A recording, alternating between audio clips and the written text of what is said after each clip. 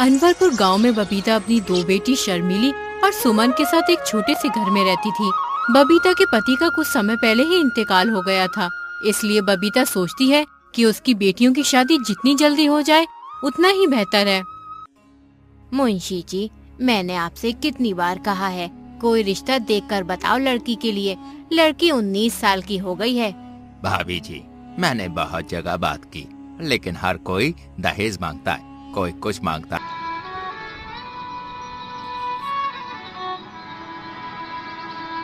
है तो कोई कुछ मांगता है। मुंशी जी, तुम तो जानते ही हो हमारे घर में कोई काम करने वाला नहीं है। मैं जो दूसरों के घरों में काम करके पैसा कमाती हूँ, उससे तो बस घर का खर्चा ही चल पाता है। ऐसे में हम दहेज कहाँ से देंगे? भाभी जी, एक रिश्ता है, लेकिन आदमी की उम्र लगभग 50 साल है। उसकी पहली पत्नी मर चुकी है, पहली पत्नी से 2 बच्चे भी हैं, लेकिन आदमी मालदार है। तुम्हारी बेटी को कोई परेशानी नहीं होगी। लेकिन मुंशी जी, उम्र बहुत ज्यादा है, लोग देखेंगे तो क्या कहेंगे? लोगों का काम तो कहना ही है। अगर अच्छे घर में करोगी तो दहेज देना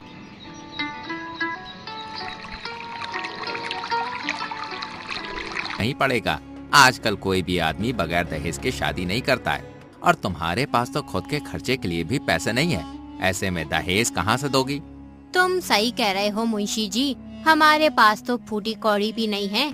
तुम बात करके लड़की की शादी करवा दो। कुछ ही दिनों में शर्मिली का विवाह हो गया। जिस आदमी से विवाह हुआ था उसका नाम था अशोक। अशोक एक सरकारी कर्मचारी था। अशोक के 2 लड़के थे, आकाश और सुमित, और एक विधवा बहन भी थी जो घर की मालकिन थी। उनका नाम रूपाली था।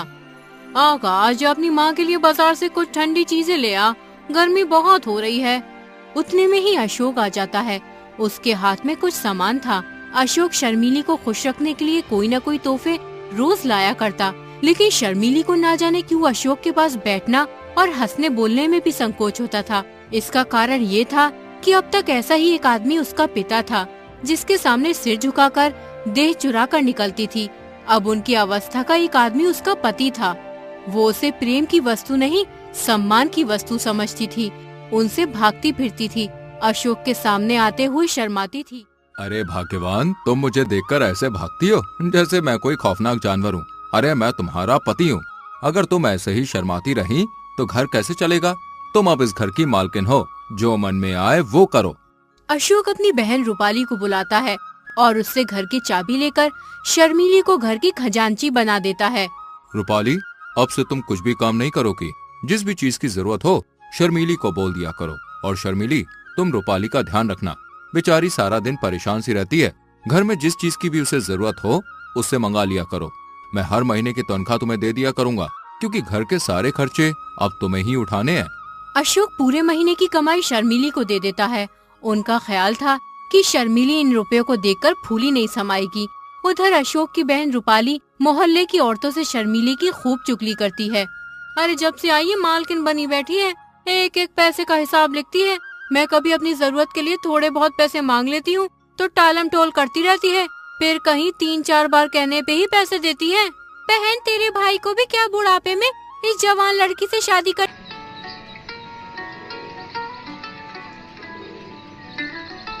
की पड़ी थी? कोई मेल भी तो हो, देखने में उनकी बेटी लगती है। अपनी शादी न करके अशोक की शादी कर लेता तो सही रहता। अरे चल बहन, मैं चलती हूँ। पता नहीं निगोड़ी घर में क्या कर रही होगी। बच्चे स्कूल से आने ही वाले होंगे, चल के देखती हूँ खाना बनाया है कि नहीं, कई बच्चे भूखे तो नहीं बैठे रहे। रूपाली उस दिन से शर्मिली से जलने लगी थी, जब से अशोक ने उसे घर का खजांची बना दिया था। रूपाली हर वक्त शर्मिली को अच्छी बुरी सुनाती थी और उस पर नए नए आरोप लगाती थी। एक दिन शर्मिली छत पर किसी काम के लिए जाती है तो रूपाली कहती है, अरे न लाज है न शर्म, निगोड़ी ने हाया भून खाई है। अब क्या कुछ दिनों में बाजार में नाचेगी, लोग देखेंगे तो क्या कहेंगे कि कल परसों की बहू छत पर चढ़ी डोल रही है। अरे अपने घर को सीखा था या नहीं? दीदी, मैं कपड़े लेने गई थी, आंधी बहुत तेज आ रही थी, कपड़े कहीं उड़ न जाए इसलिए मैं चली गई थी। अरे मुझे बुला लेती, मैं क्या मर गई थी? लेकिन तू मुझे क्यों बुलाएगी? तुझे तो दूसरों से नैन लड़ाने हैं। घर का सारा काम यूं ही पड़ा है, बच्चे स्कूल से आने ही वाले होंगे, उनके लिए खाना पकाया है कि नहीं? सुबह से कपड़े ही धो रही थी, बस अभी फारिग हुई हूँ, अब खाना ही बनाने जा रही थी। और 2 जोड़ी कपड़े धोने में सुबह से दोपहर कर देती है। किसी बात की कोई फिक्र ही नहीं है, न बच्चों की फिक्र है न अशोक की। खुद तो पूरे दिन खाती ही रहती है और बच्चों को भूखा रखती है। आज उनकी माँ होती तो कितने प्यार से रखती उन्हें। बेचारे की जिंदगी खराब हो गई। पहले पैसे मेरे हाथ में रहते थे तो बच्चों को थोड़े बहुत पैसे दे दिया करती थी, लेकिन जब से अशोक ने पैसे तुझे देना शुरू किए हैं तब से तूने बच्चों को 1 रुपए भी नहीं दिए हैं। बिना माँ के बच्चों को कौन पूछे। पहले 1 रुपये की मिठाइयाँ खा जाते थे, अब दहले दहले को तरसते हैं। शर्मिली बिना कुछ कहे रूपाली की सारी बातें सुनती रहती है। बेचारी कभी उल्टा जवाब नहीं देती। एक कमरे में जाकर खूब रोती और अपने नसीब को कोसती, लेकिन रूपाली को शर्मिली पर बिल्कुल तरस नहीं आता। वो छिप छिप कर उसे बातें सुना करती। शर्मिली रूपाली को देखकर कांपती रहती थी। एक दिन शर्मिली ने अपने पति से कहा, आप जरा जीजी को समझा दीजिए, क्यों मेरे पीछे पड़ी रहती हैं? तुम्हें कुछ कहा है क्या? रोज ही कहती हैं, बात मुंह से निकालना मुश्किल है। अगर उन्हें इस बात की जलन हो कि ये मालकिन क्यों नहीं बनी है तो आप उन्हीं को रुपए पैसे दीजिए, मुझे नहीं चाहिए। यही मालकिन बनी रहे, मैं तो केवल इतना ही चाहती हूँ कि कोई मुझे ताने न दिया करे। ये कहते कहते शर्मिली की आंखों से आंसू बहने लगे। अशोक को अपना प्रेम दिखाने का ये बहुत ही अच्छा मौका मिला। मैं आज ही उनकी खबर लूंगा, साफ कह दूंगा, मुंह बंद करके रहना है तो रहो, नहीं तो अपनी राह लो। इस घर की मालकिन वो नहीं है, तुम हो। वो केवल तुम्हारी सहायता के लिए।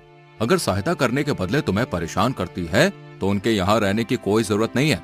अरे मैंने सोचा था कि विधवा है, अनाथ है, पाव भर आटा खाएगी, पड़ी रहेगी। जब और नौकर चाकर खा रहे हैं तो वो तो अपनी बहन ही है। लड़कों की देखभाल के लिए एक औरत की जरूरत भी थी तो रख लिया, लेकिन इसका मतलब ये नहीं है कि वो तुम्हारे ऊपर राज करे। लड़कों को सिखा देती है कि जाकर माँ से पैसे मांगे। लड़के आकर मेरी जान खाते हैं, घड़ी भर लेटना मुश्किल हो जाता है। डांटती हूँ तो वो आंखें लाल पीली करके दौड़ती है। मुझे समझती है कि लड़कों को देखकर जलती है। ईश्वर जानते होंगे कि मैं बच्चों को कितना प्यार करती हूँ। आखिर मेरे ही तो बच्चे हैं, मुझे उनसे जलन क्यों होने लगी? तुम्हें जो लड़का परेशान करे उसे पीट दिया करो।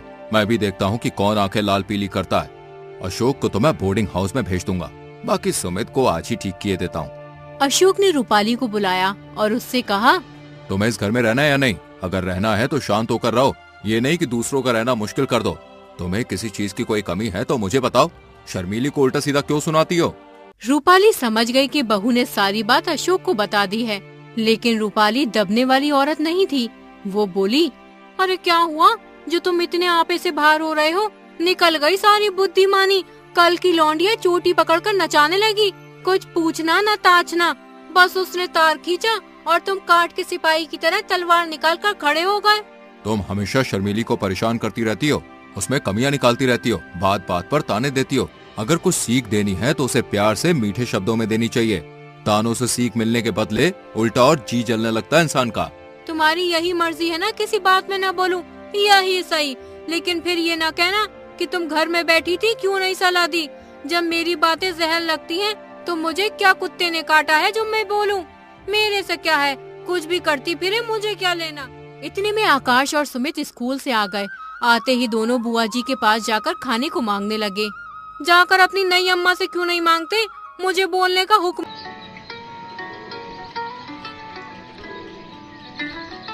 नहीं है। आज से मुझसे कुछ नहीं मांगना, जो लेना है अपनी नई अम्मा से लेना। अशोक दोनों बच्चों को धमकाते हुए कहता है, अगर तुम दोनों ने अपनी माँ को परेशान किया तो दोनों की टांगे तोड़ दूंगा। अरे सारा दिन यहाँ से वहाँ फिरते रहते हो, थोड़ा बहुत पढ़ भी लिया करो। अगर मैंने दोबारा सुना कि तुम दोनों ने अपनी माँ को परेशान किया है तो तुम्हें बाहर भेज दूंगा पढ़ने के लिए। उनको तो आप कुछ नहीं कहते, हम ही को धमकाते रहते हो। कभी भी पैसे वैसे नहीं देते, हम स्कूल यूं ही चले जाते हैं। सब बच्चों के पास स्कूल में पैसे होते हैं और हम बिल्कुल खाली जाते हैं। और वो कहती है अगर मुझसे कुछ मांगोगे, परेशान करोगे तो कान काट दूंगी। मैंने कब कहा था कि तुम्हारे कान काट लूंगी? अभी से झूठ बोलने लगी हो। झूठ की भी हद होती है। मैं तुम्हें कितने प्यार से रखती हूँ कि कोई बुराई न दे। सौतेली माँ बच्चों को परेशान करती है, मैं तो खुद नहीं खाती लेकिन तुम दोनों को दे देती हूँ। इतना सुनना था कि अशोक ने सुमित के दोनों कान पकड़कर उठा दिया। लड़का जोर से चीख मारकर रोने लगा। रूपाली ने दौड़कर बच्चों को आकाश के हाथ से छुड़ा लिया और बोली, अरे बस रहने भी दो, बच्चे को क्या मार डालोगे? हाय हाय हाय, कान लाल हो गया। सच कहा है, नई बीवी पाकर आदमी अंधा हो जाता है। अभी से ये हाल है तो आगे इस घर का खुदा ही मालिक है। शर्मिली से बच्चे के कान का दर्द देखा न गया। वो छुड़ाने को दौड़ी थी, लेकिन रूपाली पहले ही पहुंच गई थी। पहले आग लगा दी, अब बुझाने दौड़ी हो। जब अपने लड़के होंगे तब आंखें खुलेंगी। पराई औलाद का दर्द क्या जानो। मुझसे इन बच्चों का दर्द देखा नहीं जाता, वरना इस घर से कब की चली जाती। खड़े तो हैं, पूछ लो ना, मैंने क्या आग लगा दी। मैंने इतना ही कहा था कि लड़के मुझसे पैसे बार बार मांगते हैं। इसके सिवाय जो मेरे मुंह से निकला हो तो मेरी आंखें फूट जाएं। मैं खुद इन दोनों की शरारत देखता हूँ, अंधा थोड़ी ना हूँ मैं। अरे दोनों जिद्दी और मुंह जोर हो गए। आकाश को तो मैं आज ही हॉस्टल में भेज देता हूँ। प्रिंसिपल से मेरी बात हो गई है। इसका सारा सामान पैक कर दो। अरे अब तक तुम्हें इनकी कोई शरारत न सूझी थी, आज आके क्यों इतनी तेजी से खुल गई। बच्चा हॉस्टल में अकेला कैसे रहेगा। अगर इसकी माँ होती तो ऐसा कभी ना होने देती। तुम्ही ने इन्हें बिगाड़ के रखा है ना। मैं तुम्हें घर की मालकिन बनाता ना ये बिगड़ते। अरे मैं तो ही विष की गांठ हूँ, मेरे ही कारण तुम्हारा घर चौपट हो रहा है। लो मैं जाती हूँ, तुम्हारे लड़के हैं, मारो चाहे काटो, ना बोलूंगी। ये कहकर रूपाली वहाँ से चली जाती है। शर्मिली बच्चे को रोता देखकर परेशान हो उठी। वो सुमित को अपने कमरे में लाकर उसे चुप कराने लगी, लेकिन बालक और जोर जोर से रोने लगा। अशोक को लगा अब शर्मिली मुझसे खूब हंसी मजाक किया करेगी, लेकिन उसकी ये आशा पूरी नहीं हुई। पहले तो शर्मिली कभी कभी उनसे हंस बोला भी करती थी, लेकिन अब बच्चों के ही लालन पालन में व्यस्त रहने लगी। जब घर आते तो बच्चों को उसके पास बैठा पाते। कभी देखते कि उन्हें नहला रही है, कभी कपड़े पहना रही है, कभी उनके साथ कोई खेल खेल रही है और कभी कभी कोई कहानी सुना रही है। एक दिन अशोक का एक दोस्त अशोक से मिलने आया और अशोक से कहने लगा, आजकल तो बहुत अच्छे से हंसी खुशी रहते होगे नई बीवी के साथ। अरे तुम बड़े भाग्यवान हो यार, जो इस अधेड़ उम्र में जवान पत्नी मिल गई। बहुत ख्याल रखती होगी तुम्हारा। यहाँ देखो, अरे जिंदगी बवाल हो रही है। मैं तो दूसरी शादी की फिक्र में हूँ। अरे कोई लड़की वड़की हो तो बताओ यार। अरे ऐसी गलती ना कर बैठना, नहीं तो पछताओगे। लौंडिया तो लौंडों से ही खुश रहती है। हम तुम अब उस काम के नहीं रहे। सच कहता हूँ भाई, मैं तो शादी करके यार बहुत बुरी तरह से पछता रहा हूँ। अरे बुरी बला गले पड़ी। सोचा था 2-4 साल और जिंदगी के मजे उठा लूं, लेकिन अब अरे ऐसा लगता है कि भाई जिंदगी की बहुत बड़ी गलती हो गई। अशोक भाई तुम भी क्या बात करते हो यार। लौंडिया को पंजों में लाना क्या मुश्किल बात है। जरा सैर तमाशे दिखा दो, उनके रंग रूप की तारीफ कर दो, बस रंग जम गया। मैं ये सब कुछ करके हार चुका हूँ भाई। अच्छा तो मेरी एक सलाह मानो, जरा अपनी सूरत बनवा लो। अरे आजकल यहाँ एक बिजली के डॉक्टर आए हुए हैं जो बुढ़ापे के सारे निशान मिटा देते हैं। अरे क्या मजाल कि चेहरे पर एक झुर्रियां या सर का बाल पका रह जाए। ना जाने भाई क्या जादू कर देते हैं। अरे भाई मैं तो कह रहा हूँ आदमी का होलिया ही बदल देते हैं। क्या? ये तो बहुत अच्छी बात है। लेकिन फीस क्या लेते हैं भाई? अरे फीस तो यार मुझे पता नहीं, शायद 500 रुपए लेते होंगे। ऐसे काम के लिए इससे कम तो भाई होगा नहीं।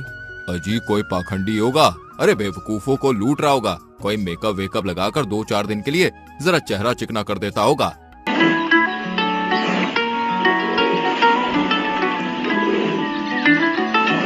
इश्तिहारी डॉक्टरों पर तो अपना विश्वास ही नहीं है। देखो 10-5 की बात होती तो कहता जरा दिल लगी ही सही। 500 रुपए भाई बड़ी रकम है यार। अरे तुम्हारे लिए 500 रुपए कौन सी बड़ी बात है भाई, एक महीने की आमदनी है। अरे मेरे पास तो 500 रुपए होते ना तो सबसे पहला काम यही करता। जवानी के 1 घंटे की कीमत 500 रुपए से कहीं ज्यादा है। अरे यार कोई सस्ता नुस्खा बताओ, इतने पैसे हम नहीं दे सकते। तो फिर जवान लड़कों की तरह कपड़े पहनो, गले में सोने की जंजीर पड़ी हुई हो, आंखों में सुरमा और बालों में खुशबू वाला तेल पड़ा हुआ।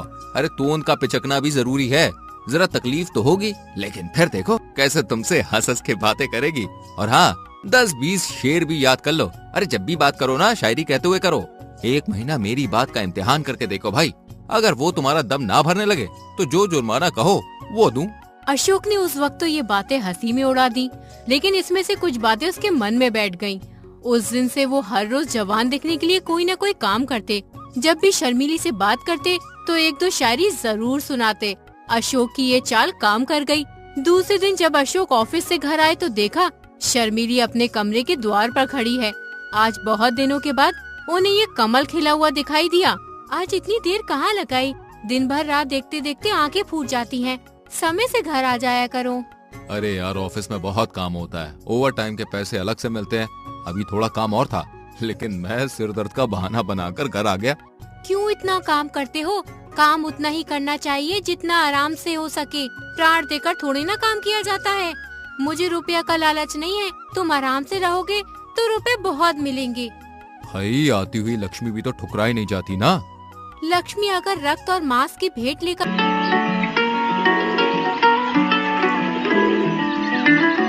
आती है तो उसका ना ही आना अच्छा है। मैं धन की भूखी नहीं हूँ। इस वक्त आकाश स्कूल से लौटा और बोला, अम्मा जी कुछ खाने को दे दीजिए। शर्मिली ने एक प्लेट में खाना लाकर आकाश को दे दिया। आकाश खाना लेकर चला गया। पहले तो घर में आते ही नहीं थे, मुझसे बोलते में भी शर्माते थे। किसी चीज की जरूरत होती तो बाहर से ही मंगवाने के लिए भेजते। जब से मैंने बुलाकर कहा तब से आने लगे हैं। अशोक को आकाश पर संदेह हुआ और कुछ चिढ़कर बोला, ये तुम्हारे पास खाने पीने की चीजें मांगने क्यों आता है? इसे यहाँ आने मत दिया करो, दीदी के हाथ भिजवा दिया करो। शर्मिली ने ये बात प्रशंसा पाने के लिए लोभ में कही थी। वो ये दिखाना चाहती थी कि मैं तुम्हारे लड़कों को कितना चाहती हूँ। ये कोई बनावटी प्रेम न था, उसे लड़कों से सचमुच प्यार था। लेकिन शर्मिली का ये वार उल्टा पड़ गया। अशोक आकाश पर शक करने लगा। वो उसे शर्मिली से दूर रखना चाहता था। इसलिए अशोक ने कहा, देखो मैं चाहता हूँ कि कल से तुम स्कूल में ही रहा करो। मैं मास्टर जी से कहकर तुम्हारा इंतजाम करवा दूंगा। मुझे वहाँ रहने में कोई आपत्ति नहीं है, जब से कहिए मैं चला जाऊंगा। आकाश उदास होकर अपनी बुआ के पास जाकर बोला, बापूजी ने मुझे कल से स्कूल में रहने को कहा है। कह रहे थे कि तू यहाँ आवाराओं की तरह इधर उधर फिरता रहता है, स्कूल में रहेगा तो आवारागर्दी से बचूंगा मैं। आकाश एक होनहार लड़का था। ये बात अशोक भी जानता था, लेकिन उसे शर्मिली से दूर रखना चाहता था, इसलिए उसे स्कूल भेज रहा था। फिर रूपाली बोली, यह तुम्हारी नई अम्मा का करा धरा है, उसी ने कहा होगा। नहीं बुआ जी, मुझे उन पर कोई शक नहीं है। वो बेचारी भूल से भी कभी कुछ नहीं कहती। तू ये तिरिया चरित्र क्या जाने, ये उसी की लगाई हुई आग है। देख मैं अभी जाकर पूछती हूँ। रूपाली झल्लाई हुई शर्मिली के पास जा पहुँची। उसे आड़े हाथ लेने का, कांटों में घसीटने का, तानों से छेदने का, रुलाने का सुअवसर वह हाथ से जाने नहीं देती थी। शर्मिली उनका आदर करती थी, उनसे दबती थी, उनकी बातों का जवाब न देती थी।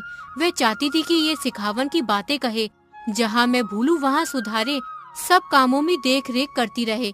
पर रूपाली उस पे तनी ही रहती थी। मैं पूछती हूँ, क्या तुम सबको घर से निकालकर अकेले ही रहना चाहती हो, जो हर वक्त अशोक के कान भरती रहती हो? क्या हुआ दीदी जी, मैंने तो किसी से कुछ नहीं कहा। आकाश को घर से निकालने की तैयारी हो रही है और उस पर कहती हो मैंने तो कुछ भी नहीं कहा। क्या तुमसे इतना भी देखा नहीं जाता? दीदी जी, तुम्हारे चरणों को छूकर कहती हूँ, मुझे कुछ नहीं मालूम। मेरी आंखें फूट जाएं अगर उसके बारे में मुंह तक खोला हो। मैं खुदा की कसम खाती हूँ। अरे क्यों व्यर्थ कसमें खाती हो? अब तक अशोक कभी लड़के से नहीं बोलते थे। एक हफ्ते के लिए आकाश ननिहाल चला गया था तो इतने घबराए कि खुद जाकर ले आए थे। अब इसी आकाश को घर से निकालकर स्कूल में रखे देते हैं। अगर लड़के का बाल भी बाका हुआ तो तुम जानोगी, वह कभी बाहर नहीं रहा। उसे न खाने की सुध रहती है न पहनने की। जहाँ बैठता है वहीं सो जाता है। कहने को तो जवान हो गया है, पर स्वभाव लड़कों सा ही है। स्कूल में उसकी मरण हो जाएगी। वहाँ किसे फिक्र है कि किसी ने कुछ खाया है कि नहीं? जब घर में कोई पूछने वाला नहीं तो बाहर कौन पूछेगा? अशोक जब ऑफिस से लौटा तो शर्मिली ने तुरंत आकाश के बारे में कहा, तुम आकाश को स्कूल में छोड़ने की कह रहे थे। मैं आजकल थोड़ी अंग्रेजी पढ़ती थी, उसके चले जाने पर उसके पढ़ने का हरज ना होगा। अशोक को अब तक ये बात ना मालूम थी कि शर्मिली आकाश से अंग्रेजी पढ़ती है। शर्मिली सोच रही थी कि अगर थोड़ी बहुत अंग्रेजी बोलनी आ गई तो अशोक से बात करके उन्हें चकित कर दूंगी। लेकिन ये बात सुनकर अशोक की छाती पर सांप लौट गया। वो तेवर बदलकर बोले, वो कब से पढ़ा रहा तुम्हें? मुझसे तो तुमने कभी नहीं कही ये बात। शर्मिली ने अशोक का ये रूप कभी नहीं देखा था। वो डरकर बोली, उनके पढ़ने में तो इससे कोई हरज नहीं होता। मैं उसी वक्त उनसे पढ़ती हूँ जब उन्हें फुर्सत रहती है। ये बात सुनकर अशोक माथे पर हाथ रखकर चिंता में मग्न हो गया। उसने जितना समझा था बात उससे कहीं अधिक बढ़ गई थी। अशोक को अपने ऊपर गुस्सा आया कि मैंने पहले ही क्यों ना इस लौंडे को बाहर रखने का प्रबंध किया।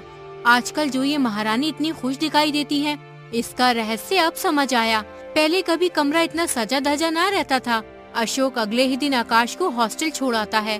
हॉस्टल में जाने के बाद आकाश अपनी पहली माँ को याद करके बहुत रोता है। न कुछ खाता है न कुछ पीता है, जिससे उसका शरीर सूख जाता है। जब ये बात शर्मिली को पता चलती है तो वो बहुत परेशान होती है। सुमित, तुम स्कूल जाकर आकाश को बुला लाओ, कहीं वो बीमार ना हो जाए। वहाँ कोई देखभाल करने वाला भी नहीं है। तुम आकाश से कहना माँ बुला रही है, तुम्हें बहुत याद करती हैं। माँ, मैं कल जाकर भैया को बुला लाऊंगा। तुम भैया की इतनी चिंता क्यों करती हो? देखो कैसा हाल हो गया तुम्हारा। अगले दिन सुमित आकाश से मिलने स्कूल जाता है और आकाश से कहता है, भैया जी, अम्मा तुम्हें बुला रही है। जब से तुम यहाँ पे आए हो तब से उन्होंने कुछ भी नहीं खाया। दिन पे दिन कमजोर होती जा रही है, सारा दिन बस रोती रहती है। लेकिन जब बाबूजी आते हैं तो वो बाबूजी को खुश रखने के लिए हंसने लगती है। जब कल मैं यहाँ से गया ना तो तुम्हारा हाल पूछने लगी। मैंने कहा वो तो कहते थे कि अब कभी इस घर में कदम न रखूंगा। मैंने कुछ झूठ तो कहा नहीं, तुमने ही मुझसे कहा था। उनका इतना सुनना था कि फूट फूट के रोने लगी। इतने में बाबूजी आ गए। बस तुरंत आके पहुंचकर मुस्कुराती हुई उनके पास चली गई। 2 दिन में वो कितनी दुबली हो गई हैं। तुम्हें ये देखकर उन पर दया आ जाएगी, तो चलो ना मेरे साथ। आकाश बिना जवाब दिए वहाँ से चला जाता है। अब वो समझ जाता है और खुद से ही कहने लगता है, आज तक किसी पिता ने अपने पुत्र पर इतना निर्दयी कलंक ना लगाया होगा। बाबूजी को मुझ पर यह संदेह क्यों हो रहा है? इसका क्या कारण है? मुझ में ऐसी कौन सी बात उन्होंने देखी जिससे उन्हें ये संदेह हुआ? हाँ, अब याद आया। मैं नई अम्मा से कुछ खाने को मांगने गया था। बाबूजी उस समय वहीं बैठे थे। उसी वक्त उनका चेहरा तमतमा गया था। उसी दिन से नई अम्मा ने मुझसे पढ़ना छोड़ दिया। अगर मैं जानता कि मेरा घर में आना जाना, अम्मा जी से कुछ कहना सुनना और उन्हें पढ़ाना लिखाना पिताजी को बुरा लगता है, तो आज ये नौबत नहीं आती। और नई अम्मा, उन पर क्या बीत रही होगी? हाय, उनका सरल हृदय ये आघात कैसे सहेगा? बेचारी मुझे अपना बेटा समझती है और पिताजी मुझ पर शक करते हैं। अम्मा ने 2 दिन से खाना नहीं खाया, हर दम रोती रहती है। कैसे जाकर समझाऊं वो इस अभागे के पीछे क्यों अपने आप को इस परेशानी में डाल रही है? वो बार बार मेरा हाल पूछती है, क्यों बार बार मुझे बुलाती है। कैसे कह दूं कि माँ, मुझे तुमसे जरा भी शिकायत नहीं, मेरा दिल तुम्हारी तरफ से साफ है। बाबूजी, तुम ये क्या कर रहे हो? इन ख्यालातों से आकाश की तबीयत बहुत खराब हो गई और उसे एक बहुत ही बड़ी बीमारी हो गई। डॉक्टरों ने लाइलाज बीमारी बता दी। इससे अशोक बहुत परेशान हो गया। उस अनर्थ की कल्पना से ही अशोक के रोंगटे खड़े हो गए और कलेजा धक धक करने लगा। वो आग जो उन्होंने अपने ठिठुरे हुए हाथों को सेकने के लिए जलाई थी, अब उनके घर में लगी जा रही थी। इस करुणा, शोक, पश्चाताप और शंका से उनका दिल घबरा उठा। अगर उसके गुप्त रोने की आवाज बाहर आ जाती तो सुनने वाले रो पड़ते, उनके आंसू बाहर निकल सकते। उन्होंने अपने